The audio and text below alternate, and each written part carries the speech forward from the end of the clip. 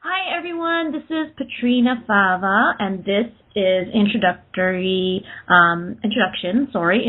to baby massage. So welcome to all of you, and welcome to everyone who will be listening to this in the future.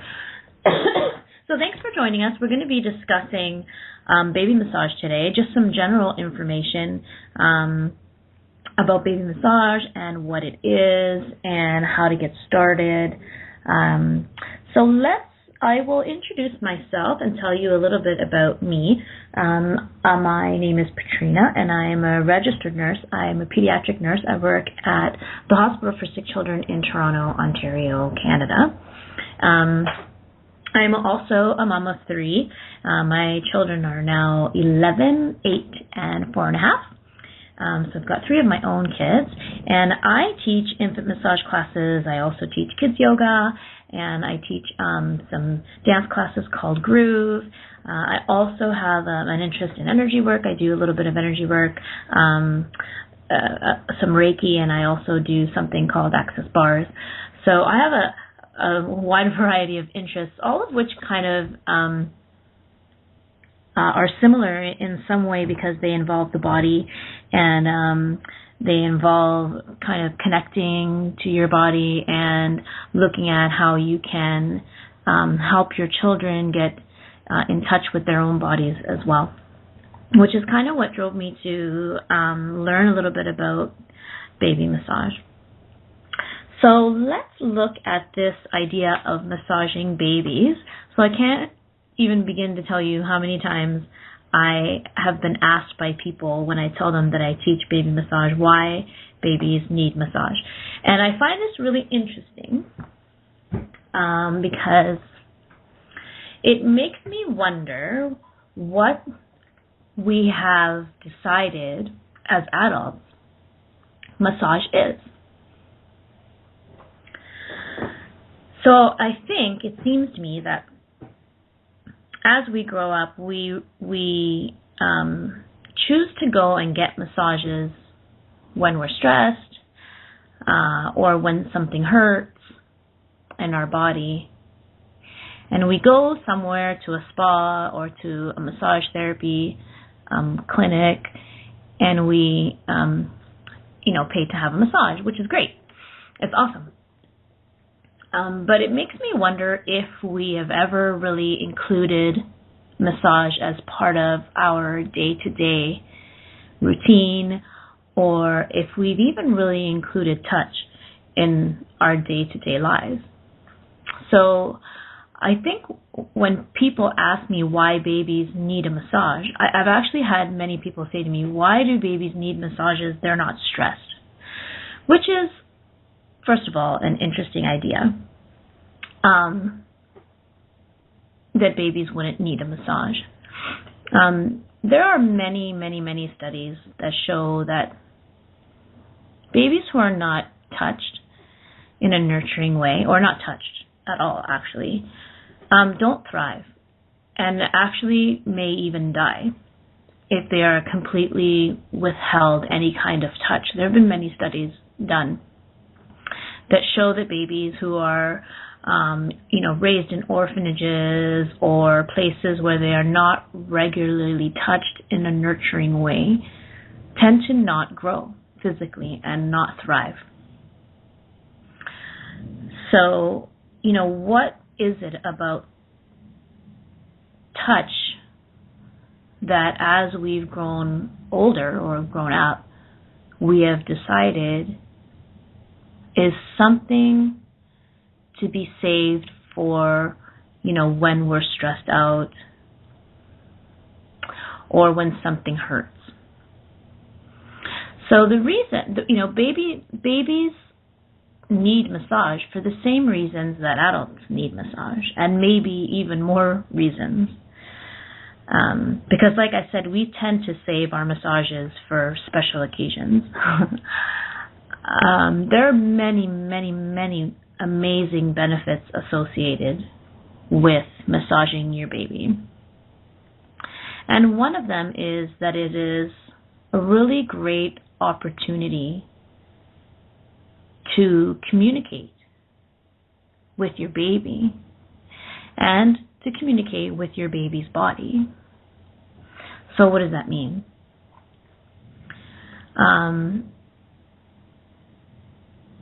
Babies don't talk, but do they communicate? Anyone who has a baby should be yelling yes right now, because we all know that babies are very, very good at communication, even though they may not be using words, right? So from the moment babies are born, they're communicating with us. I recently just was gifted a brand new, beautiful niece. My brother and his wife just had a baby yesterday, and they live in Korea. And he sent me a very cute short video of my new niece in her little isolette, all wrapped up in her cute little blanket. And just video of her lying there with her eyes wide open, just looking around. So she wasn't talking. But was she communicating? Absolutely, she was communicating. And you could see in several close-up shots in this video that, and you could hear in the background, people kind of cooing at her, and people just excited that she arrived and how beautiful. Actually, it was all in Korean, so I actually had no idea what they were saying, which is another interesting piece about communications. I actually had no idea what anyone was saying, but you could just tell by the tone of the people that they were just so admiring her, and that they were just, telling her how much they loved her and how adorable she is, and you could see that she was, really listening and tuning in to what was happening around her and the sounds she was hearing. And with her body, she was also communicating as well. Her eyes were wide open. She, looked like she had like a little smile going on in her face. Her eyebrows were, wide. Her body was very still. She was not crying. She was not wincing. She was not moving, wiggling. She was very, very still and very alert and very much looking around and taking it all in. So she was absolutely communicating, even though she was not speaking or crying, which is how we sort of have decided that babies communicate. And crying is a way that babies communicate, but they also communicate very, very much with their bodies. So, what does this have to do with baby massage? Everything, actually. It has everything to do with baby massage. So, sitting with your baby or being with your baby and, having them undressed and using touch and using your body to communicate with their body is a really amazing way to connect with your baby, because babies use touch to communicate with the world around them, especially newborns. So did you know, actually, that touch is the very first sense that develops in utero? So when babies are in their mommy's tummies, by 20 weeks gestation, 20 weeks, touch is already developed at 20 weeks gestation. So babies can perceive with their bodies. They can perceive the amniotic fluid. They can perceive the pressure of something pressing down on the mom's belly. And by the time they are born, their baby's sense of touch is fully developed at birth. Fully developed. More than any other sense. So more than sight, more than hearing, more than taste. Touch is fully developed at birth. Is the only sense that is fully developed at birth. So imagine how much of their world they are taking in through their sense of touch. So, how much could you communicate with your baby then using your body and engaging their sense of touch, which is so fully developed already at birth, right? And so this is just one of the really amazing benefits of massaging your baby: communication. Communicating with your baby, your love, your gratitude for them, touching them in a way that is so loving and so nurturing. You can communicate everything that you have going on to your baby. You can let them know how grateful you are for them. You can show them kindness through your touch. And also, it's a good opportunity for you to learn to listen to your baby and what they're communicating to you with their body. It's a great opportunity to be in a quiet space with them, really tuned into your baby and your baby's body, really be watching their body language. And it's a good opportunity for you to learn all the little subtle cues of their body. Are their lips very pursed? Are their foreheads really kind of wrinkly? What are they like when they're happy? What is their body doing when they're happy? Are they cooing? Are their eyes wide open? Are they very still? Or are they making sharp, fidgety movements? All of these things tell you about what's happening with your baby. And of course, you can notice these things when you're not massaging your baby. And if you have a baby right now, you probably have noticed all of these things already. It's just that massage is a nice way to set aside a little bit of time to really be present with your baby and connect with your baby through touch. Baby massage is also specifically a really great opportunity for caregivers other than moms to become involved in the baby's care and for them to bond with babies. So dads, for example, often say that they don't feel like they have the same opportunity to connect with their baby as moms do, especially if moms are breastfeeding. And so, many times when babies are being bottle fed, that's a great way for dads to get involved in their care, right? And it's also it's an activity that is very close up. There's lots of eye-to-eye contact. It's very nurturing. There's something very nurturing about feeding your baby, providing nourishment for your baby. So if moms are breastfeeding, then dads often express that they really don't have too much opportunity to connect with their baby in the same way that moms do when they're nursing. So dads may get involved in other ways, like changing diapers and bathing. Infant massage is a really unique opportunity for dads to connect with their babies in a different way. In a warm room with very skin to skin. Dads can get their babies with their clothes off down to just their diaper.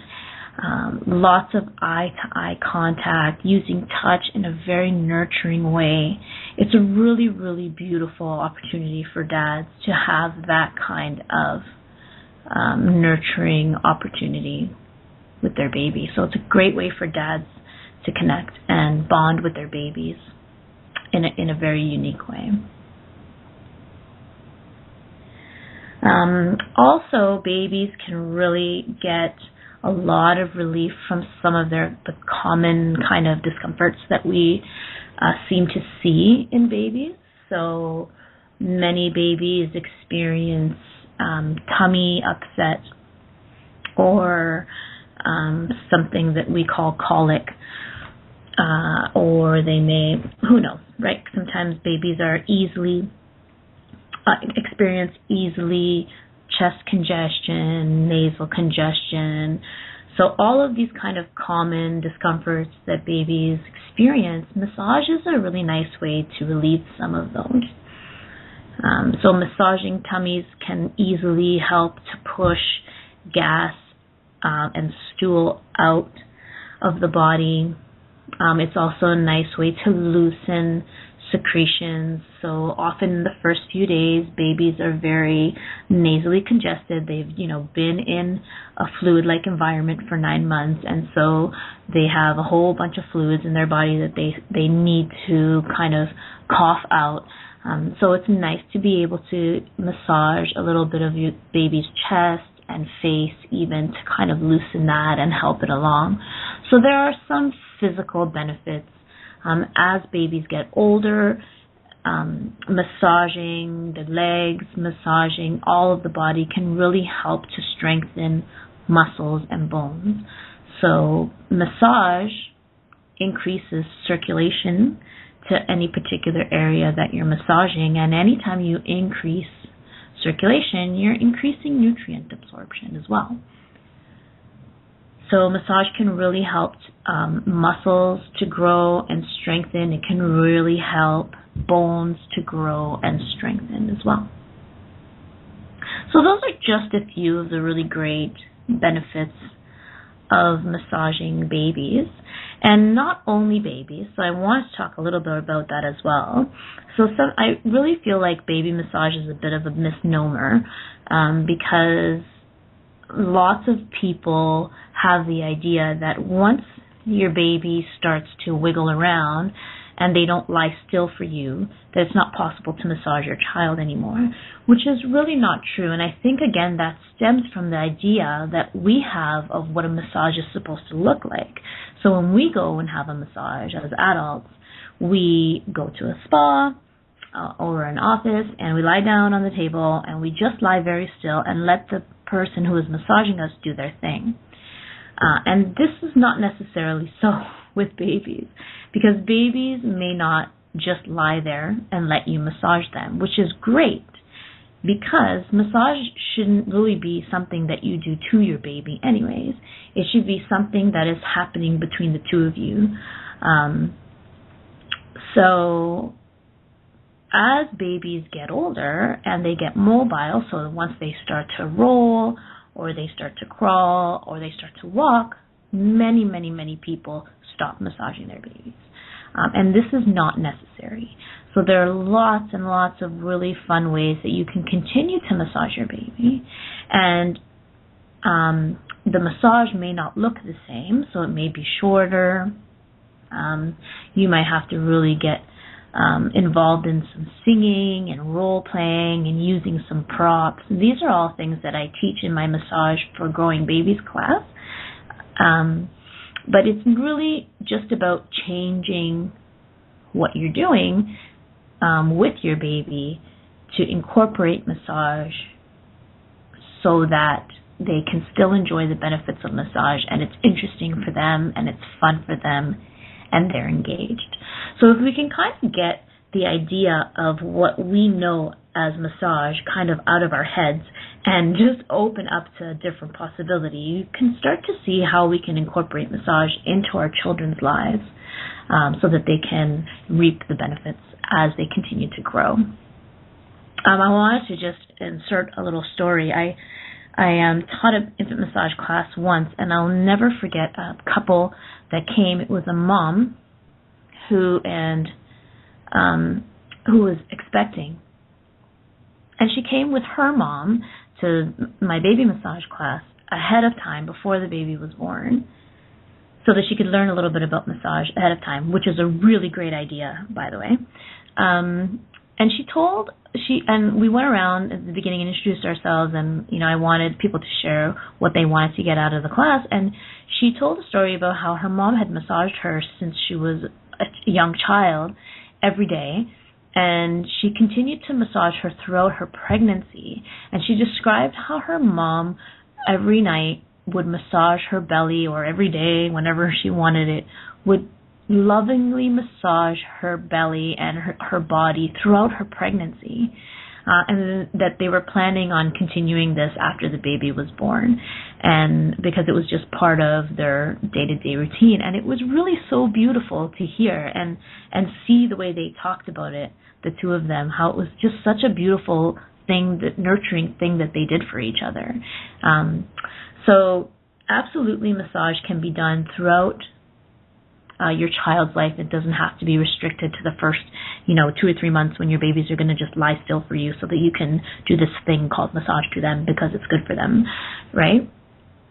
My children are 11 and 8 and almost 5 now, and we still find ways to incorporate massage. So one of their favorite ways is something we call pizza massage, where we pretend to make pizzas on their backs. But really what I'm doing is really doing some massage, but what they see is that it feels nice, it feels great on their back, they're connecting with mom, they're having some fun, they're being silly. They often tell me they want things like jelly beans and lollipops on their pizza. So it's a really great way for us to connect at the end of the day or the middle of the day. Sometimes after, a bit of a stressful day that they've had at school or that we've had at home. And we still get to, be together in a nurturing environment, and I get to communicate with them through touch. I get to communicate with their body using my body in a very loving and nurturing way. And I love it because I know that I am showing my children what nurturing touch actually is, and what it's like to receive touch that is caring and nurturing and loving, and hopefully, my target is to show them what it's like to receive that kind of touch, so that they know when they're being touched in a way that does not match that's not something that they like, and that's something that they can say no to.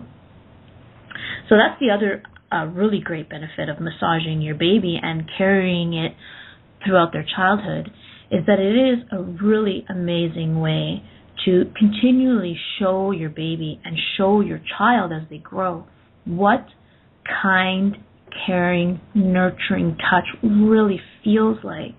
And so they will know when they're being touched in a way that is not kind and not nurturing, that they can say no to that. They can identify it right away, and that they can say no. Part of the beginning of our baby massage class, we do something called asking permission. And sometimes parents laugh when I say this, but one of the very first things that we do is that we ask the babies for permission. We ask them if we can touch them. And basically what it involves is giving them a visual cue, so showing them our hands, which serves the purpose of giving them a visual cue so that they know what's coming. And also it starts to put this idea out there that, it's their body, and they can choose if they would like to be touched in this moment or not. It also gives the caregiver an opportunity to check in with baby and start to learn subtle cues. Like I was saying, babies very early on are already communicating even though they're not talking. So even though a baby may not say, yes, mommy, you can massage me now, they will absolutely give you body language cues that will be yes cues.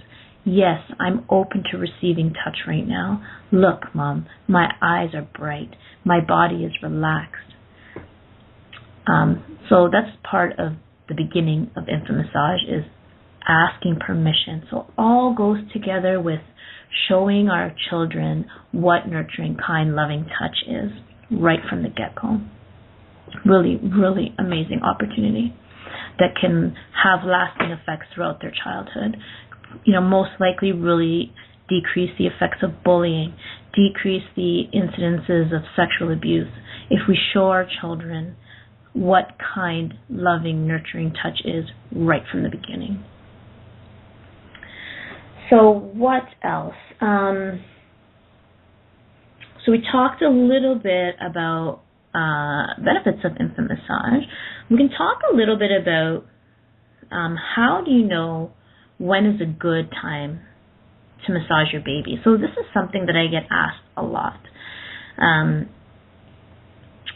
There's some literature out there that says, you should massage your baby once in the morning, once the night before bed. This time is good, this time is not good. I always say whatever time works for you and your baby is a good time. You need to be aware of what's happening with your baby. And part of that is what we just talked about, being able to very carefully see your baby's body language cues. So you can choose a time that your baby is most alert and not overtired.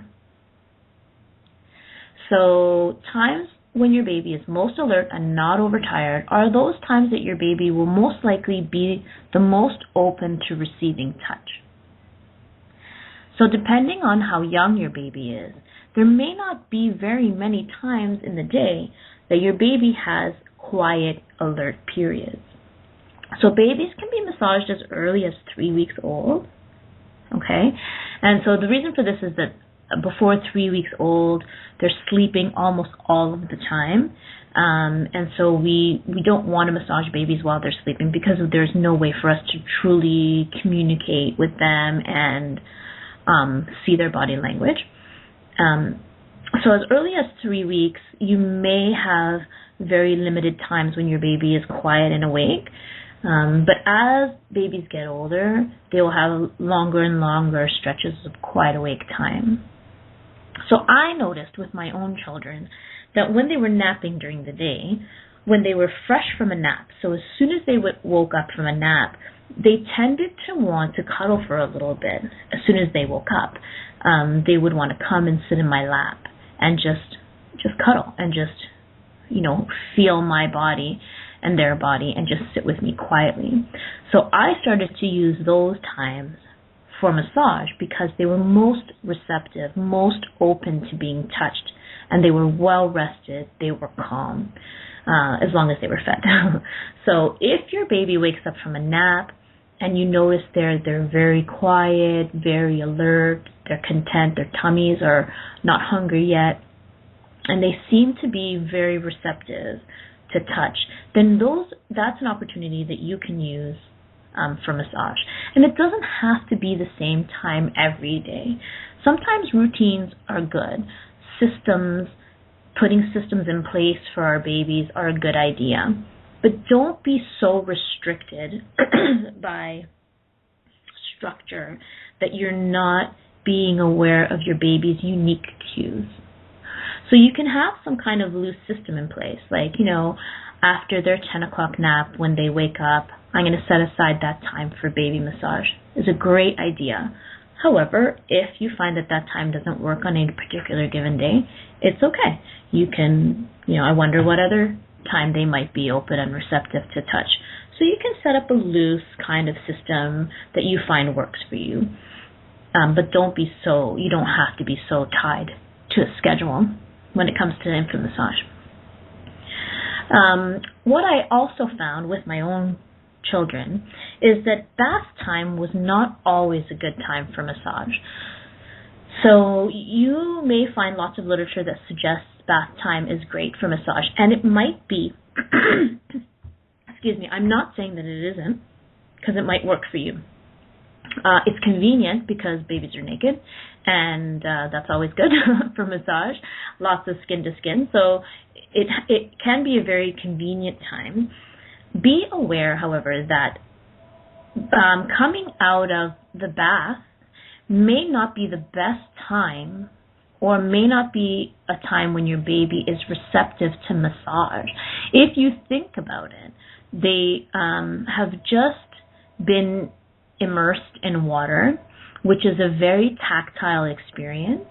And remember, we said baby's sense of touch is fully developed at birth. So a few minutes in the water may be more than enough for your baby, and they may not want any more tactile stimulation after that. So I've actually heard many families say to me, my baby doesn't like massage. And when I ask them when they're doing the massage, they're telling me that it's after the bath, which I find really interesting. So please be aware that bath time may work for you, but if you notice that you're getting your baby out of the bathtub and then you're trying to massage them and you're not having it, it could very well be that they're just overstimulated from the sensory experience of the bath, and now you're trying to massage them and they are just not having it. So if you would like to massage your baby around bath time and you notice that they're not receiving touch after the bath, you might want to try before.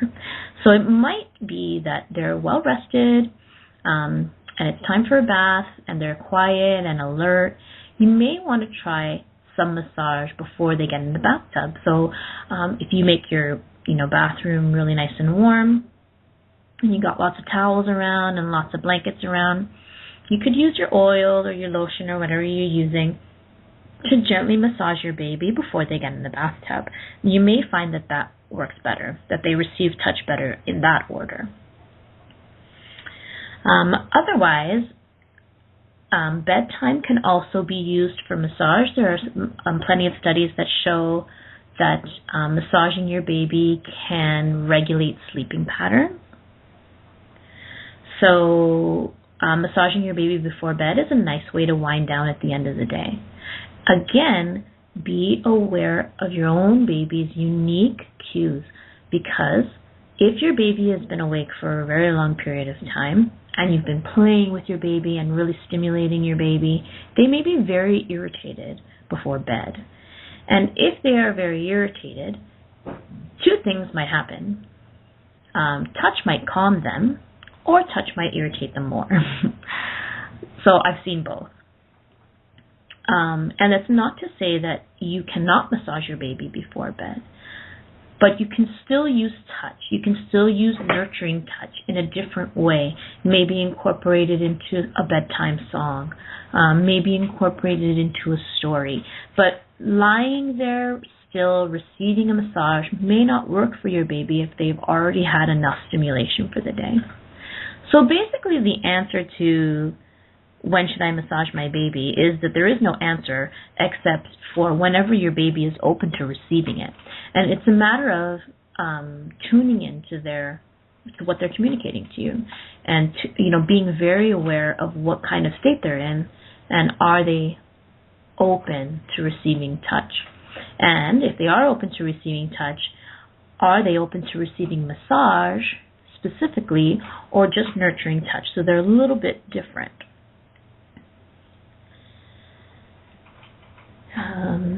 So that's a little bit of information about timing.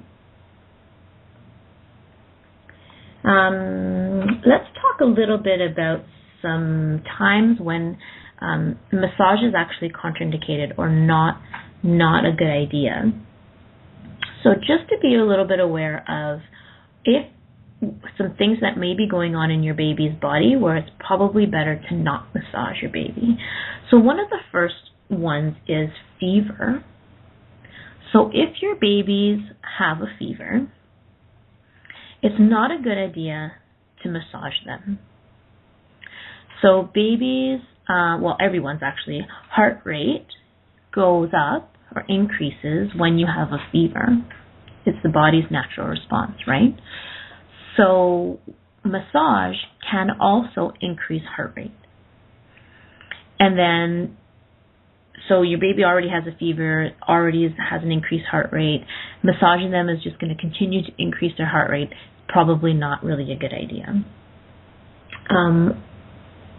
Also, you would want to back off a little bit on massage if your baby has recently received an immunization, partly because of also the risk of fever there as well, and also because an immunization is meant to be absorbed by the body at a certain rate. So if you massage specifically the area that has where the immunization has been injected, you could increase the rate of absorption, and we don't want to do that. So even if you don't massage the area where the injection happened. If you're massaging the baby's entire body, circulation is stimulated, lymphatic circulation is stimulated, the rate of absorption could be a little bit faster. So best to not massage up to 48 to 72 hours after an immunization. Some other ones are rashes. So if your baby has a rash specifically of unknown origin that could be contagious, I would suggest getting it checked first. Check with your physician or your nurse practitioner or healthcare provider to see if massage is okay. If your baby has eczema, massage is fine. Often many of the oils that you can use can be very nourishing to the skin. I'm just talking about rashes that are unknown and could potentially be contagious. So you could spread it to the rest of the baby's body, and you could spread it to yourself as well. Obviously, any broken bones you would not want to be massaging. Diarrhea is also another contraindication to massage, especially tummy massage. So if your baby is having some diarrhea and you go to massage their tummy, remember that massaging the tummy is going to encourage stool to leave the body. And so if your baby's already having lots of loose stools, massage is just going to increase that, and that's not something that we want. Babies are easily dehydrated, right? So those are just a few. We'll talk even more about those at the baby massage classes that I offer. Since I mentioned oils, we can talk a little bit about what oils to use during massage. I tend to promote the use of natural fruit or vegetable-based oils for massage for a couple of reasons. So remember that baby's skin is much more, tends to absorb more than an adult's skin. So it could absorb toxins from some commercial oils or lotions more easily than an adult's skin. Also, babies tend to put their hands in their mouth a lot during massage. It's actually something that we call an engagement cue. It's one of those little forms of communication. When babies are happy or content, they tend to put their hands in their mouth. They also do it when they're hungry, but they also do it when they're happy. And so if you're using a fruit or vegetable-based oil for massage and your baby is putting their hands in their mouth, you're not going to be so worried as much as you would be if your baby is using if you're using lotion or like a mineral petroleum-based oil like baby oil. You may not be wanting them to put their hands in their mouth. So some of the oils that you can use, I tend to give out at my classes grapeseed oil. I like grapeseed oil. It's really light. It doesn't have a scent, and it absorbs easily into the skin. And then I like the way my hands look after I've used it on babies as well. Some other great oils you can use are jojoba oil. Coconut oil is great. Olive oil is really nice, especially in the winter. So olive oil tends to hold body temperature a little bit, and so it's nice to use in the winter as long as you don't mind the smell of the olive oil on your baby. Apricot seed oil is nice. All of those oils, any oil you can get at a grocery store is probably okay. You can use lotion if you prefer as well. It's fine. I tend to find that lotion dries up in my hands a lot faster. And lotion can also tends to be a little bit more cooling, whereas oils tend to be a little bit more warming. They tend to hold body temperature a little bit better than lotions, especially olive oil. And the use of oils is not mandatory. Obviously, nothing is mandatory. You can massage your baby without oils, and you can even massage your baby with clothes on. However, the skin-to-skin contact that happens during massage is part of the beauty of gifting your child that nurturing, caring touch, that skin-to-skin contact that is so much, required, especially in those first few weeks when babies are so much communicating with their bodies and through their sense of touch, because as we were talking about earlier, it's the sense that is fully developed at birth. So if you can massage your baby skin to skin, absolutely, this is wonderful. But if you can't, you can still touch your baby in a loving, caring, nurturing way with their clothes on and without oils. Oils just provide some slip. It just is a much more comfortable massage if your hands are well lubricated and you have some nice oils on your baby's body, and their skin will also thank you, and the skin on your hands will also thank you after you've used some really nice, nourishing oils. Well, I think that's about all I wanted to share today. So thank you so much for joining me on this call. I hope that this gives you some basic idea of the benefits of infant massage and just some sort of basic ways to communicate with your baby through touch. We talked a little bit about oils as well and some contraindications to massage.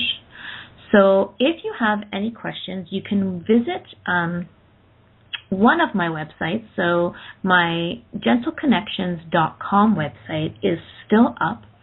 It's actually in the process of being transferred to a new website that is www.katrinafava.com, where I have all of the services I provide besides infant massage. So my infant massage, my kids yoga, some of the energy work that I do, and also my line of body products. I also make a line of natural body products that if you wanted to check out would be great for your baby. It's Naturally Happy Body. You can also find me on Facebook. So I have a Gentle Connections Facebook page, and I also have a Naturally Happy Body Facebook page as well.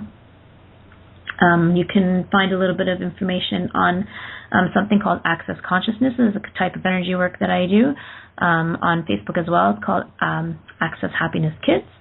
So lots of ways to get in touch with me. KatrinaFava.com is my new website that is just still being created, but you can go there. Some of my classes are already posted.